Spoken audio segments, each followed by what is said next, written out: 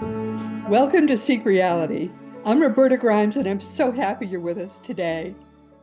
Our guest today is a master at something I never have had the patience to do at all. Back in the 70s, remember the Beatles? Well, the Beatles discovered meditation, and so did my husband. And he and I went to California for a week and studied with a Maharishi Mahesh Yogi, believe it or not. And Edward turned out to be great at meditation. I turned out to be a complete failure at meditation. I never could quiet the monkey mind. So my husband went on to meditate every day for the next 50 years. It did him a world of good. Actually, it was very good for him. On the other hand, every Seek Reality guest I have ever had who has been a meditation teacher has tried to teach me to be a meditator, and I never have been. They've all been very good sports. They've tried. I've always failed. I can't meditate at all. And in fact, I have a perfect record of being a failure as a meditator. But today's guest, on the other hand, began to meditate before he was out of his teens. By the time he was 21, he was meditating for 2 hours every day, and his ability to meditate really has shaped his life. Michael Goddart is the author of several deeply spiritual books, which have won him multiple awards, amazing awards. His books in particular include A New Now, Your Guide to Mastering Wisdom Daily, Achieving Equilibrium, and Empowering Your Nobler Self, which is the winner of the American Book Fest Best Book Award, the Living Now Book Award, the Body, Mind, Spirit Book Award, and the National Indie Excellence Award. Michael Goddard has another wonderful spiritual book coming out in the spring for which I just provided a blurb. I've been asked to blurb so many books, it's embarrassing because I always forget. But Michael kept after me. Blurbing other people's books is something I always mean to do, and I feel terrible that I always sort of never do it. But when he kept after me, I picked up that book and read it. I thought it was wonderful, and Michael was happy with the result. Michael lives the kind of spirit life that many people would like to do, but actually, he and I have something in common. By day, I'm a business attorney. By night, I do all the things you think of me as doing. By day, Michael has lived a career as an international tax consultant, and by night, he's done these wonderful other things. So we do have this in common, and I think he's done a wonderful job with his spiritual life.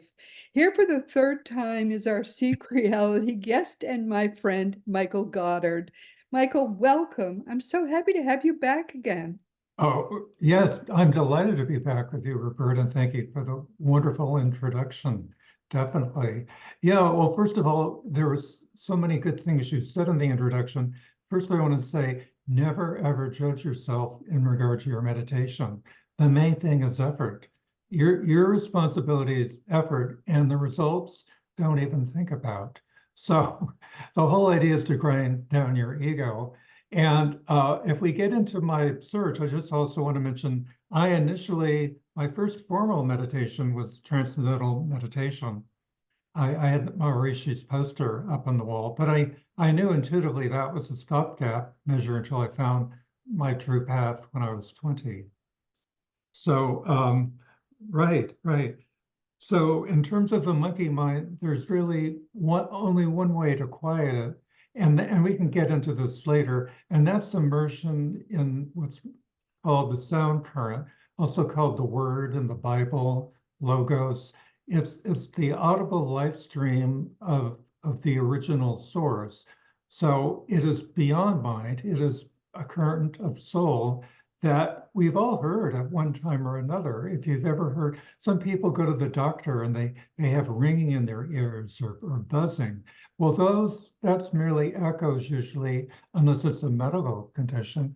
It's an echo of the sound current, which is really my practice. Well, I think I just was not supposed to somehow do it. He really Well, needed we it. all have, yeah, I'm glad you said that because we all have our time and place. And my seeking at a young age, I had been prepared to do that because of past lives when I was a totally ardent seeker.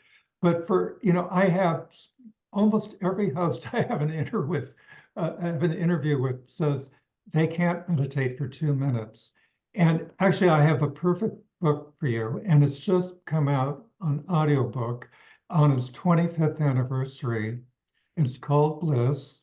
And it's 33 simple things you can do to awaken your spiritual self. So it's a short book. The actual hardcover is beautifully illustrated. Of course, the audiobook is not illustrated, but that's something you can listen to if you're feeling a quintilla or a large amount of guilt that you can't sit down to meditate and you really want to awaken and further your spiritual self. And that's a wonderful primer for gearing you up on your search for gaining all the spirituality that you can deserve and receive this lifetime. So what got you started on meditating when you were so young? Because What got me started was in this life, I mean, I had tropical fish as a very young kid when I was 4 and 5 for many years, and I bred them. And every so often there'd be one floating on the top or one on the bottom, and I'd have to fish it out and flush it down the toilet.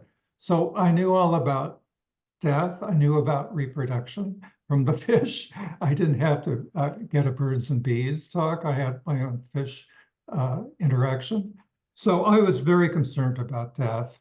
And I went to a very informal religious service right after I turned 11, right after we had moved to Marin County, California. And I just knew then and there that organized religion wasn't for me. It didn't really give out the truth for me. I needed something alive and real. And so I started with my consciousness exploring what is death and trying to create the experience of what it'll be like. And I was filled with such fear and loathing that I dedicated right then and there when I was 11 to discovering the answer to life and death. So that began my search. However, I had been ardently, consciously seeking for 3 past lives prior to that. And that's all documented in wonderful detail In Search of Lost Lives. I call my immediate prior life when I was English and I was a co-owner of a stationery and office supply store. I call that the seeker life because I read book after book after book looking for that certain something. So I continued to search when a big marker in the search was when I was playing with my fish and cleaning the tanks, the news was on. And the local news came on. There was a report of a man who had walked from San Francisco to Salt Lake City. And the announcer said he was a vegetarian. And a light went off in my head. And I thought, oh, I'm going to become a vegetarian, but I won't be able to do it while I'm still living with my parents. Once I turn legal and I'm like legally responsible for my actions, technically, I'll become a vegetarian. And then there was a quirk. I joined like an afternoon like debate, political science discussion group, and I didn't have bus service from that school that late. So a friend of mine invited me to spend the night over. So every week I would spend the night at his house, and it turned out he was a seeker too. So going into university, I was a history fellow for UC Berkeley. And I was going to England. And by that time, we knew that this path we were searching for, we were going to become vegetarian, and meditation was the prime element of the path. We figured that out. But I was leaving for England, and we still hadn't found what we were looking for. So I decided I would get initiated into TM, Transcendental Meditation, to tide me over.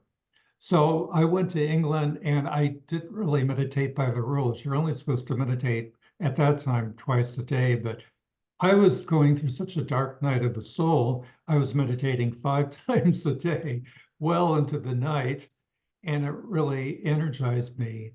And so that was really that whole year, the dark night of my soul. And then I came back early. I was going to finish a novel on a Greek island. I had made terrific progress on this novel with much encouragement, but I kept getting pulled back, pulled back. And as soon as I got a house in Berkeley, I got a call out of the blue. My friend was going to India. He had just gotten married. He came over. I took one look at him and I knew he'd found what we were looking for. So, but this is, my path I follow, and I don't really announce the name or who my meditation teacher was, because it's really up to people to take responsibility for their own search and develop their inner knowing to know what's right. I mean, if you're a mother with, 3 young children and a job and all the household duties, you may not have time to meditate. It may not be your time. I mean, we come here with a certain destiny. And there's a meditation in my new book that talks about destiny. It's called "Can You Finesse Your Destiny?" It's a question. And you can really. I mean, everybody has high points and low points, terrible challenges, but you can by leading a spiritual life. And that's where, whatever effort you can put into furthering your search, whatever you can read, whatever you can listen to, will help develop that foundation. You may, most people are not meant to meditate 2.5 hours a day. The whole No, I idea would is, think not. There's a lot more you've got to do with your time. I'm sorry, what? Yeah. What? I think that's the problem for me, Michael. I think that I just had so much else that I felt that I was supposed to be doing. It seemed like Well, downtime to yeah. be Oh, meditating. well, some people feel guilty if they try to meditate, and it's like the very, very best thing you can do for you. Now, for me, part of my path is tithing my time, which is 2.5 hours a day, but it's really all a question of priorities. Yes, I And think that's true. because often I think I need to read something or look into something, and I just focus in on my intuition and ask my inner guidance whether I really, whether this is optimal for me, whether it's for my highest and best good. And I'll get a no, you can leave it go. So it really simplifies my life. Yes. Yeah, no, what did you get out of it when you meditated? Did it make you more peaceful? Well, peaceful, blissful, and also the main thing, I felt I was no longer wasting my life. If I were to miss a morning meditation, I'd feel my life is being wasted. I think there's a quote in the Bible, I forget if it's in John or whatever, but it's a sin against the Holy Ghost cannot be forgiven. And people have just taken that and run with it and assigned all kinds of meanings. And it's really very simple. The Holy Ghost is what I mentioned earlier, is the sound current, the word, uh, the logos, and it means a sin against it. Like if you don't attend to it, you've lost that time. You've lost the time, you can't get it back.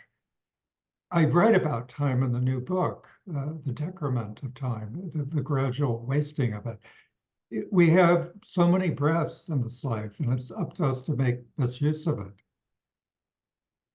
Yeah, But you can always stop and take stock and ask, what is the best thing for me to do now, and rearrange commitments.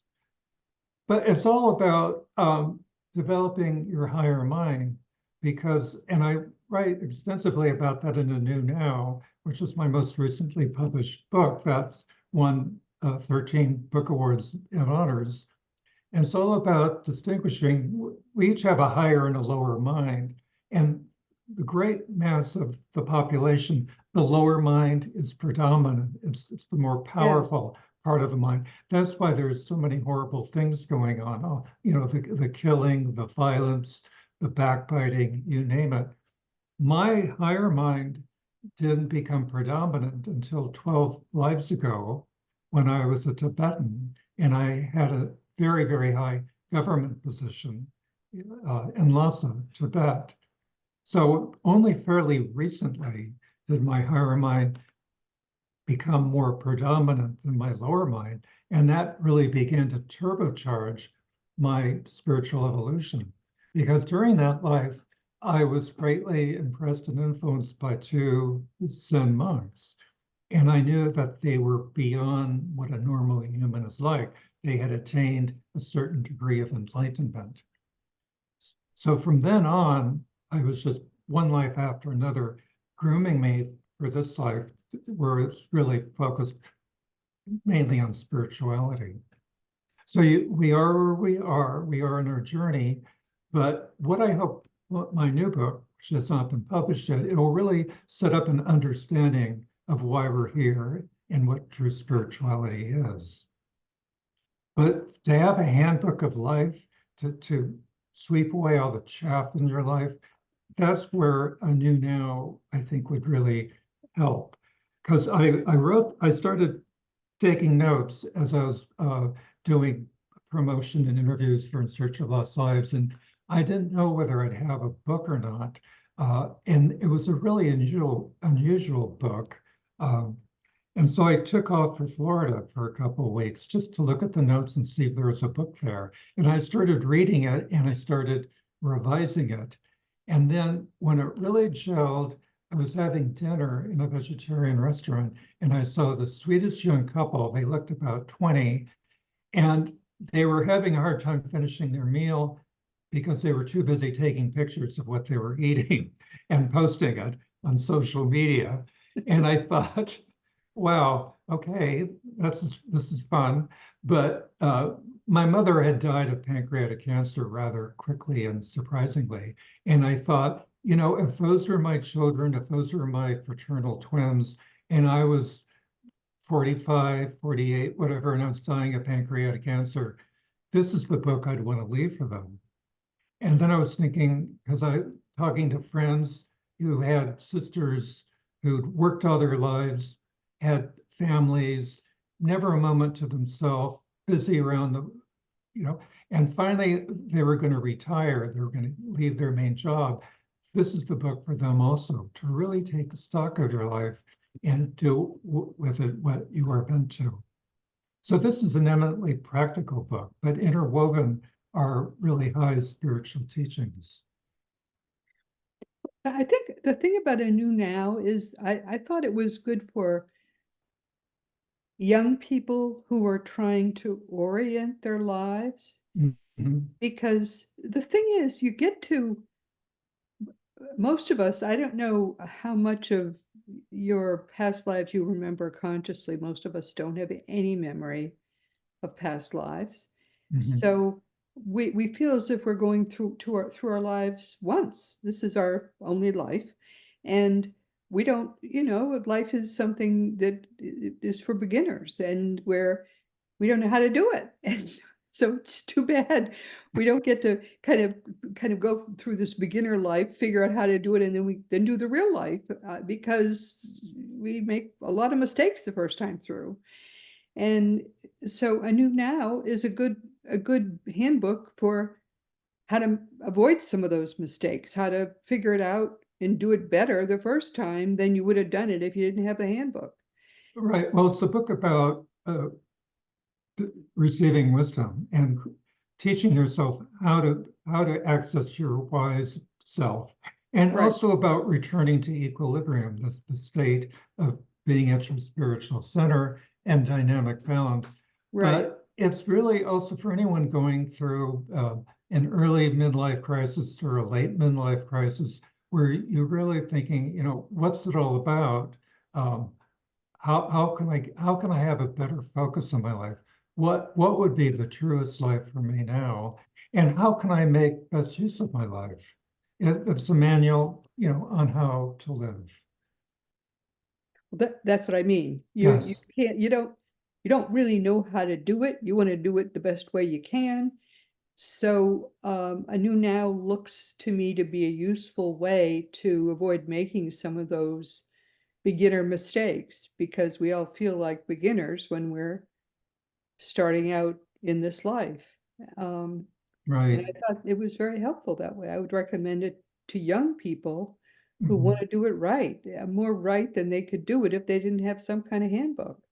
Mm. Um, Unfortunately, many people don't have parents who know much more than the kids do.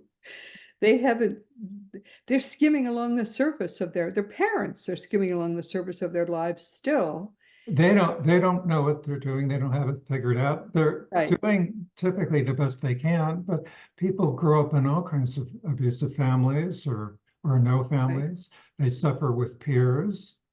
It's really about rising above things and being at the cause rather than also than the effect. So, yeah. And you can also download what I call the Journey Journal from my website, which is Goddart.com, Goddart for Tom. And that's really just some, and I give instructions in the book of how to complete and how to work with the Journey Journal. It's really your own creation. And it's a Word document you can download and use any way you wish. One of the problems many people in the Western world have Mhm. is that our primary religion is Christianity. Mhm. And Christianity is not a religion that was created by Jesus, unfortunately. Many people believe that it was. If it were, we wouldn't have a lot of the problems we have because the Christianity that we have was created by the Roman Emperor Constantine. As anyone who is sort of familiar with my work knows, um, I've been a student of Christianity all my life. I majored with it in college, and have studied it my whole life. And Jesus didn't create the one we got. Jesus created a whole different one, which Constantine destroyed. And the Constantine created Christianity is fear-based. And so we have a lot of fears we should not be living with. And many people who have left Christianity are therefore fear-based and angry. They don't even understand how fear-based and angry they are. So what you teach, Michael, I think, is useful, very useful for people who are in that position, because what you teach is not fear-based and angry. What you teach is, I think, quite useful and hopeful, because a lot of it comes from Eastern teachings, although it isn't really. It's not, I wouldn't characterize it actually as either Eastern or Western, but it's really the teachings of all the realized Yes, it's masters and true all saints together. It's just altogether. not. You don't base it on any one of them in particular, is what I like. It's just all the wisdoms brought together and kind of usefully used, as Right. opposed to any one of them. Yes, Which thank you. I like that about what you teach. Oh, thank you. Thank you very much. Well, the thing is, if you could have been a disciple of Christ, it would have been a totally different situation. Yes, but we couldn't, we had no one, none of us who grew up in Christianity had that opportunity. They didn't Yeah, because teach you didn't his live teachings. nearly 2,000 years ago. And if he had authored the Bible himself, it would be completely different. I mean, a lot of it, well, you know far better than I, a lot of it was written, 200 years after he left the physical. Uh, and I mean, if I go to a talk by somebody, I can't remember it the next day. And if I try to take notes, they're not very good. But the point is, Roberta and everyone, uh, we can do this unconsciously. Most of the time it's done unconsciously. Never limit the grace of God, the higher power. It's like, if he sent his son one time, it's like, what about all the people who died before he came and the people who were born after he left? God's grace isn't limited. My teaching is that there is always a living son or daughter on this planet at one time, at least one, who is truly merged in the supreme being, which has no name, call it whatever you will. So if you really, really want to return to God, you can seek for that being. And the point is, you don't have to find that being. It's really all about your intention and making that your desire, and you will be found. I mean, I was led, I take no credit for anything I found. I was really found by my teacher, but I knew intuitively, instant I looked at his picture, that this was for me. So it's all about really letting go of all the false doctrines and teachings and opinions of parents and peers, and getting in touch with your higher knowing. And that's where a new now comes in. It's all about priming your mind to further your spiritual evolution. But I think that a new now is very appropriate for, especially for young people or Especially, yeah. anyone who is disillusioned with their religion, because it's a safe place to go and learn without any religion. It's just spiritual without any religion's Yes, and sort of background. the fastest growing religious spiritual group in the country for years has been spiritual, not religious, in terms of Yes. all the surveys taken. So a lot of religions, while they're losing people, they're self-identifying as spiritual, which is a beautiful thing, because spirituality is living. It's the real good, so to speak.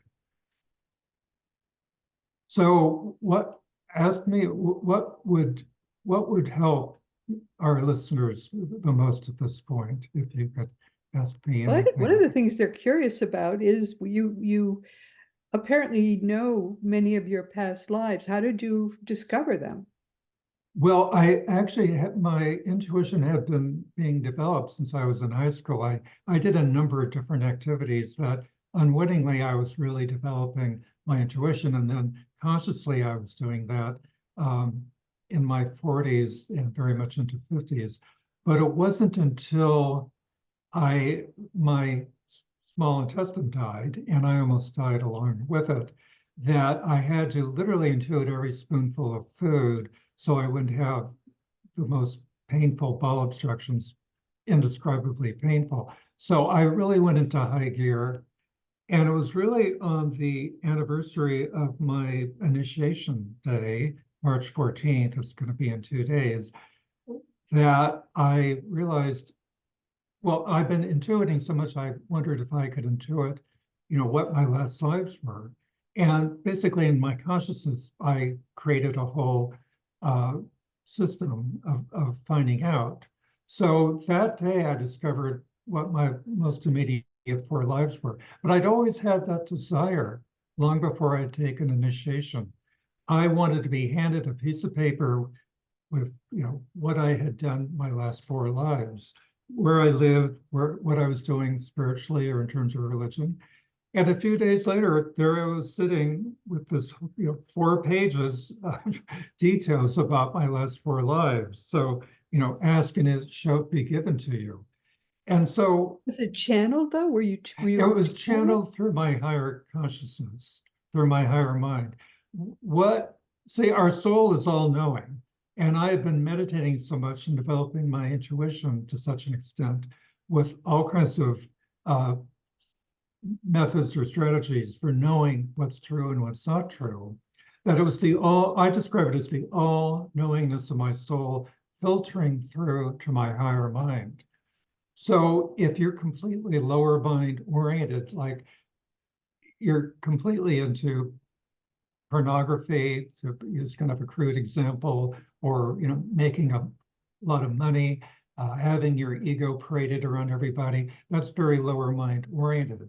So a more spiritual person is higher mind oriented. So I had reached the state where I knew what was true and what was not true, or whether I could know. I mean, some things I would ask I knew I could not know at this point. So, and then I kept getting all these triggers. See, actually, I was meant to write this book. I did a certain meditation between lives. And in the book, In Search of Lost Lives, there's some discussion of what I was doing between lives. And I was working with a spiritual teacher to be able to traverse time. I mean, I was able to go back anywhere on earth and know exactly what year I was born and when I died and what all the mundane details of that life. And the reason there is so much detail is that to anchor the book, because I write about my spiritual development in almost every life. I also write about my spiritual development, undevelopment, where my hurtful actions outweighed my good and helpful actions. And I lost the opportunity to come back as a human, and I had to take birth as an animal. I fell down the evolutionary scale and came back as an animal. So it was an extraordinary, I mean, the most amazing experience you can imagine. But one of the most gratifying things about it, Roberta, is that all these impressions from past lives, all these affinities and talents and experiences of deja vu, I identified specifically which life they came from, which experiences. So it really clarified and defined who I am today. We're all individuals with different personality quirks, likes and aversions. I mean, you can look at any family and see two brothers or two sisters, and they're so different from each other often. And that may be because it's their first life together. But it really defined, I wrote plays and directed plays starting at age 7. I mean, how many kids do that? I did architecture from that age. It's all related to recent past lives, and this is all set out really clearly in the book. So who we are is very much defined by who we've been and what predominant Sanskaras, which is Sanskrit for past impressions, are what I say blooming in this life. I mean, there are musical composers who are brilliant who start at age 5 or 8 or whatever, and they just make extraordinary progress. That didn't happen just because of their DNA or their bloodline. They came in prepared to do that, you know. Right. That's pretty clear. I mean, what else could it be? So we all come in with a destiny, but the challenge is to make best use of that destiny to progress spiritually, unless you're too attached to lower things. Yeah, fascinating. I what if people are in the latter part of their lives and they've been living a life along the surface? They've not been thinking deeply or been very spiritual, and they want to change. What would your recommendation be to them? Well, I would first identify and think of yourself as a spiritual being, and then adopt an orientation that you are searching for the truth. So the whole world is designed to keep us away from the truth. Every passing thing wants to capture our attention. So I write a lot about attention and time in a new now, actually in all my books. So it's really about taking command of your life as best you can. You still have to go through your destiny, whatever it is, but you can finesse it by doing your best to lead a spiritual life and realize that everything that's capturing your attention outside in the world is not real. The only lasting reality is source, the supreme being. And that's where ultimately we belong. And you can either prolong your separation or encourage it, really. I mean, when you get down to it, all the misguided behavior, the violence, the evil, it's really just a twisted desire for love. What we really want at our core is love, because that's really who we are. Our soul is a spark of love from the divine. And we want to go back to that source to rejoin. It's really our home. So all the soul pain, the heart pain, the mental pain, it's just because we're not living in a full consciousness of love. So at really any age, we can reject. I mean, this reality is not real anyway. We can turn away from it. We can turn toward love, toward the eternal, and right. embrace it. Yeah, recognize, you have different roles to play. Think of yourself as an actor on a stage with different scenes, people coming and going. I mean, sometimes like the best friend, their dark side could come out, or they could die, or they could move, and they're out of your life. well, that part of the play is over. So do your best not to be attached to people, things, and ambitions. I mean, one of my favorite sayings, which I'm sure everyone's heard, is do your best and leave the rest. So recognize that this passing show is unreal, and what is real is eternal love, which is yours. And adopt the identity of being a seeker after truth. And, put the onus a little bit on God to bring you to that power, to further your spiritual evolution. We're really, I mean, the human body is the highest form of creation. I mean, when I acted poorly, I lost that great gift. Well, the human body is given solely for the purpose of God realization, to progress further in your realization of pure spirituality. And when the student is ready, the teacher will come. Right. And for many who are seeking, the time is not ready and the teacher won't show up. And also, you have to be very careful of teachers who may not have gone all the way, who may not be fully realized, who have an admixture of ego in their teachings. So, very important point. Very important. I mean, there have been all kinds of scandals about certain gurus doing all kinds of things that, well, when you're a realized master or true saint, call them what you will, they are beyond the passions of sex and ego. They're not going to be seducing their disciples. They're not going to want to have their picture plastered everywhere and people bowing down. They are the embodiment of humility. So, I mean, if you want a teacher, you'd look for someone who's perfectly humble, who won't ask you for $1 of money. Masters never charge for what they give out, true masters. Absolutely. Yeah. So, I mean, today is the day, as I say, first day of the rest of your life, and you can turn things around. I mean, we all have will, and we can exercise that will. Well, believe it or not, we've come to the end of our time. Oh, it just sped by. It always goes so fast. What do you want people to remember from this time of our talking together? Well, I guess really what I started with, that you are a glorious spiritual being and ready to awaken further. And I just want to encourage people to continue your journey on your search and to make best use of your life. And you are loved, but if you have to we're all in the process of realizing that. You are love. Mm-hmm. Beautifully said. Well, my dear friends, we have once again come to the end of our time. I can't believe. I want to visit more. It's just delightful. Thank you. Very, very good to see you. And my dear friends, we've come to the end of our time. So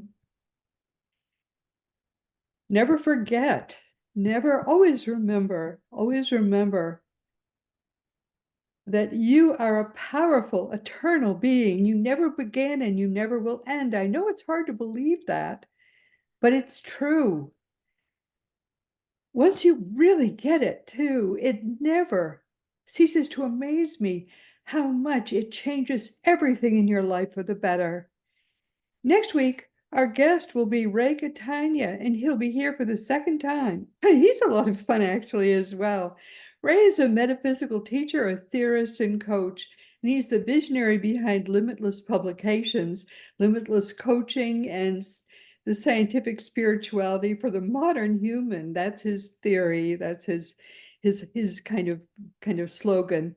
He's written 2 captivating books in his Awakening series. I think there'll be more. The first was The Atheist and the Afterlife, and the second is called You Are Still Alive, Now Act Like It, which I think is a cute title. We really enjoyed his first visit with us when we discussed his first book, and so this next week, we're going to talk about his second book, and I hope you'll be with us next week. Please do join us. This week we've been talking with Michael Goddart, and he's been with us for the third time.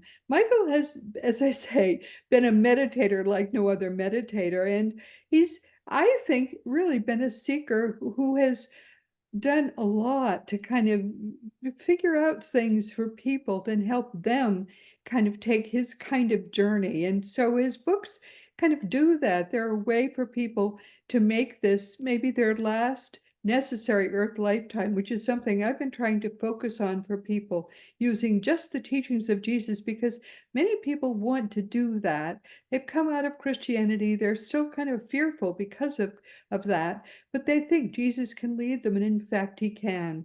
So that's something which you can do with, if you don't want to do it with the teachings of Jesus, you can do it certainly with Michael Goddart's teachings.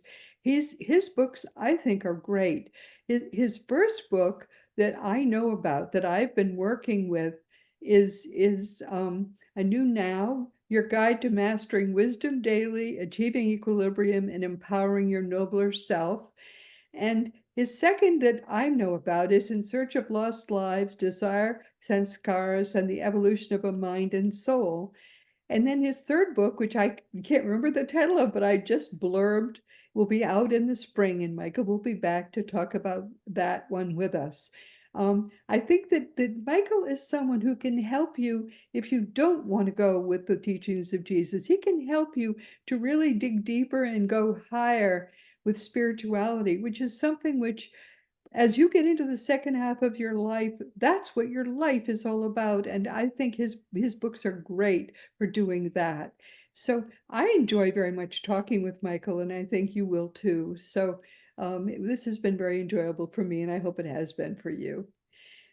And now, of course, it's time also to talk about Seek Reality Online, which is your one-stop resource for all things afterlife. Just go to seekreality.com and learn for yourself that your own reality is eternal. Whether you like it or not, you're not gonna die. Learn the ultimate truth from our dear friend Craig Hogan, who's the president of Seek Reality Online. And once you really get the fact that your life is eternal, suddenly you have an infinite horizon.